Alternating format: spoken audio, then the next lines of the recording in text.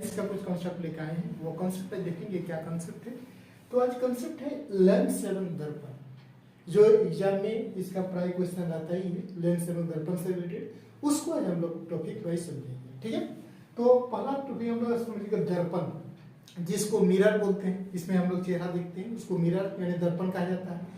तो दर्पण का टाइप्स देखेंगे। दर्पण का टाइप्स का 3 टाइप से दर्पण होता है, एक समतल दर्पण, एक उत्तल दर्पण, एक अवतल दर्पण। ठीक है, 3 टाइप का दर्पण होता है, समतल, उत्तल और अवतल।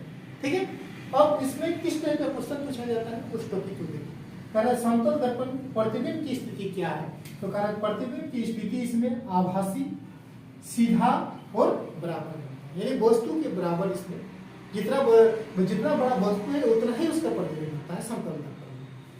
दूसरा, वस्तु के बराबर पार्श्व उल्टा, मतलब लेफ्ट राइट दिखेगा, राइट लेफ्ट दिखेगा, इसको बोलते हैं पार्श्व उल्टा। अगला कर प्रतिबिंब की संख्या, जो प्रतिबिंब की संख्या इसमें निकालने के लिए 360 डिग्री बटे थीटा करते हैं। प्रतिबिंब की संख्या निकालने के लिए 360 डिग्री बटे थीटा करते हैं। और इसमें अगर सम संख्या निकल जाता है, जैसे अगर 2, 4, 6, 8, 10, 12 इस तरह निकले, तो उसमें कम करके प्रतिबिंब की संख्या निकालते हैं। और विषम संख्या अगर निकल गया भाग देने के बाद, तो जैसे 3, 7, 9, तो प्रतिबिंब की संख्या उतना ही होगा, उसमें कम करने की जरूरत नहीं है। ठीक है, तो समतल दर्पण में प्रतिबिंब की स्थिति इस प्रकार बनता है।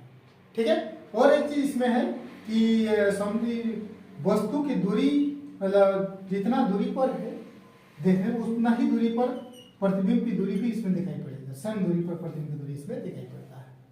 ठीक है, दूसरा तरह उत्तल दर्पण। उत्तल दर्पण में क्या होता है, उत्तल दर्पण क्या करती है, इस प्रकार होता है, इस तरह। ठीक है, तो जब इसमें किरणें जाती है तो इस तरह क्या होता है, बिखर जाता है किरणें से। बिखर जाने के कारण इसको क्या कहा है, अपसारी दर्पण भी इसको कहा जाता है। अपसारी दर्पण मतलब जैसे किरणें इस पर पड़ रहा है, क्या बिखर चल जाता है आपस में इधर उधर, जिसके कारण इसको अपसारी दर्पण भी कहा जाता है।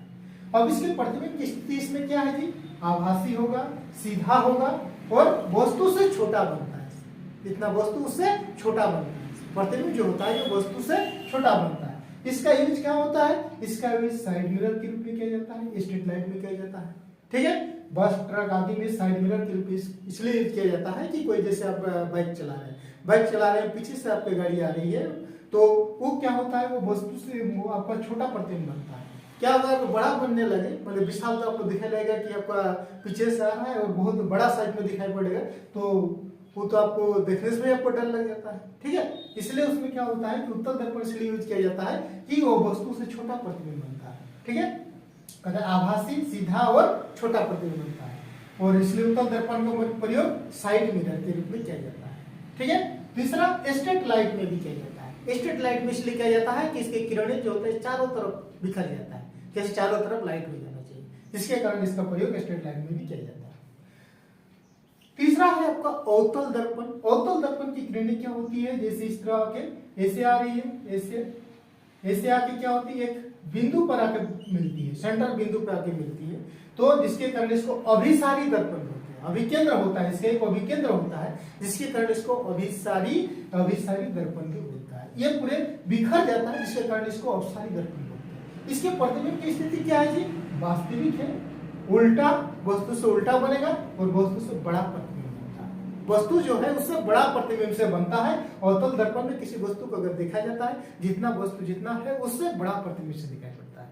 ठीक है, इसलिए इसका प्रयोग काम करता है ENT मिस होता है, नाक, कान आदि जो डॉक्टर होता है, मुंह जांच करने में डॉक्टर आपका अवतल दर्पण की यूज करता है। उसमें क्या होता है, जैसे मुंह में कोई आपका कीड़ा लग गया है, तो उसको देखने के लिए, क्या कीड़ा को देखने के लिए वो तो छोटा चीज होता है, लेकिन उस अवतल दर्पण से अगर देखेगा तो उस चीज को बड़ा दिखाई पड़ता है।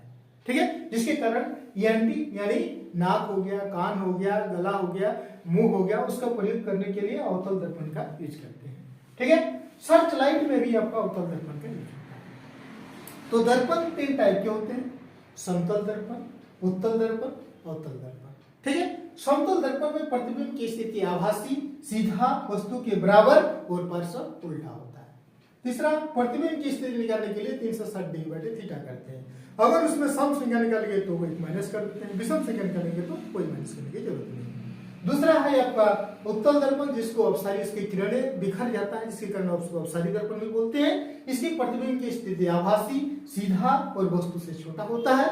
इसको साइड मिरर को यूज किया जाता है और इस स्ट्रेट लाइट में यूज किया जाता है। तीसरा आपका होता है अवतल दर्पण, जिसकी किरण आपके आपस में अभिकेंद्र बिंदु पर मिलती है, जिसके कारण इसको अभिसारी दर्पण बोलते हैं। इसकी प्रतिबिंब की स्थिति वास्तविक, उल्टा और वस्तु से बड़ा बनता है और इसका प्रयोग एंटी, नाक, कान, गला आदि में इसका यूज किया जाता है। डॉक्टर इसका यूज करता है और सैटेलाइट में इसका यूज करता है। ठीक है, फिर चलते हैं अब दर्पण के बाद लेंस के बारे में। ठीक, नेक्स्ट टॉपिक लेंस के बारे में। ठीक है, जैसे उत्तल दर्पण का भी हम लोग क्या पढ़े, उत्तल दर्पण को अपसारी दर्पण भी बोलते हैं। इसके किरण आपस में क्या होते हैं, बिखर जाते हैं, इसके कारण अपसारी दर्पण भी बोलते हैं।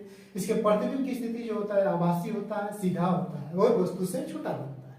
ठीक है, और इसी को हम लोग अवतल लेंस भी बोलते हैं। ठीक है, अवतल लेंस भी समय ऐसे ही काम करता है, उसकी जो आकृति होती है इस तरह होती है। फिर उसके बाद अवतल दर्पण, अवतल दर्पण में हम लोग अभी इसको अभिसारी दर्पण बोलते हैं। इसका किरण आपस में आके एक अभिकेंद्र, एक बिंदु पर मिलती है, इसलिए इसको अभिसारी दर्पण भी बोलते हैं। इसके प्रतिबिंब की स्थिति होता है वास्तविक, उल्टा और वस्तु से बड़ा बनता है। इसको हम लोग उत्तल लेंस भी इसको कहते हैं। ठीक है, इसको और इसको उत्तल लेंस भी कहते हैं। ठीक है, इसी को जो उत्तल दर्पण अवतल लेंस होता है और आपका अवतल दर्पण जो होता है आपका उत्तल लेंस होता है। क्या होता है, उत्तल लेंस। ठीक है, और सब उत्तल दर्पण जैसे काम करता है सब वैसे ही उत्तल लेंस में प्रतिबिंब की स्थिति होता है। आपका अवतल दर्पण में जिस प्रकार प्रतिबिंब की स्थिति होती है वैसे ही स्थिति उत्तल लेंस में भी होती है। ठीक है, अब है कि दर्पण सूत्र, इसके रिलेटेड भी क्वेश्चन नंबर कुछ क्वेश्चन आता है। दर्पण सूत्र बराबर 1/f = 1/u + 1/v होता है। तो 1/f और u और v क्या होता है, f जो होता है आपका फोकस दूरी होता है।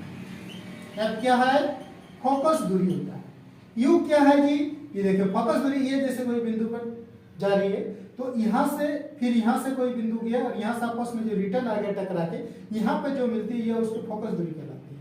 तो ये जो फोकस दूरी है और ये मान लीजिए ये सेंट्रल बिंदु, सेंट्रल और ये फोकस दूरी होता है। उसके बाद कोई वस्तु यानी कोई बीम जहां पर रखा हुआ है उसको u बोलते हैं और इसका प्रतिबिंब जितना दूरी पर बनती है उसको बोलते हैं v।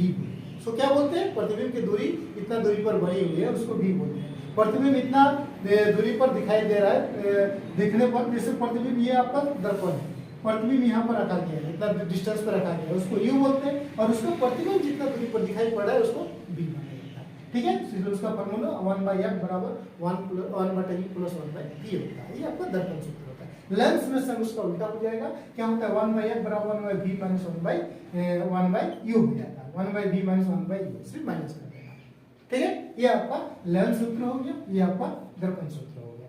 उसके बाद एक होता है r = 2f होता है, ये भी एक फॉर्मूला होता है। r होता है वक्रता त्रिज्या, r क्या होता है, r बराबर होता है वक्रता त्रिज्या इसको बोलते हैं।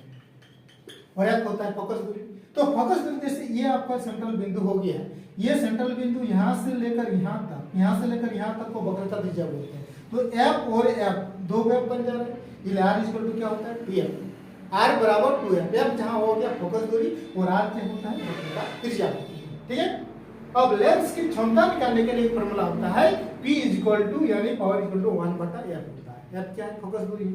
उत्तल लेंस की क्षमता जो होती है धनात्मक होती है यानी पॉजिटिव होती है और अवतल लेंस की क्षमता ऋणात्मक होती है यानी माइनस होती है।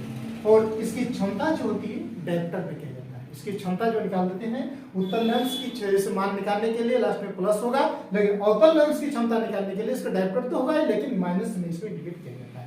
मान लीजिए कोई क्वेश्चन है जैसे उत्तल लेंस की